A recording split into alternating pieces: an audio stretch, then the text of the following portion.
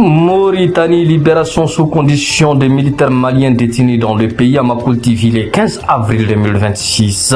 Selon nos informations, l'armée mauritanienne a libéré une unité de l'armée malienne qui s'était illégalement incrustée en territoire mauritanien et ayant procédé au démantèlement de plusieurs antennes de communication dans les villages situés dans la commune de Haoud al-Gharbiya. L'unité malienne avait été interpellée puis conduite à l'intérieur du territoire mauritanien sans échange de tirs et retenue pendant plusieurs heures avant d'être raccompagnée vers le Mali. Après récupération du matériel, l'armée mauritanienne a donné un dernier avertissement clair à l'armée malienne. Revenir sur le territoire mauritanien ne sera plus sans conséquence. L'armée mauritanienne annonce le déploiement d'un contingent le long de sa frontière pour garantir la sécurité de l'ensemble du territoire national et affronter avec fermeté toute menace à la sécurité des citoyens ou portant atteinte à l'intégrité territoriale.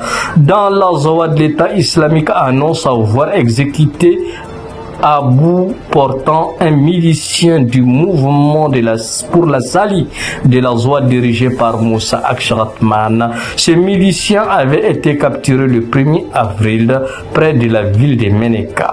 Le 14 avril, le jeune revendique avoir mené plusieurs attaques et le contrôle de plusieurs casernes militaires au Burkina Faso, notamment Gorbala dans la province de Waïgouya et Chichao, à Winga et Chio dans la province de Kaya. Le bilan des opérations est très lourd et le Burkina Faso est au bord de l'effondrement.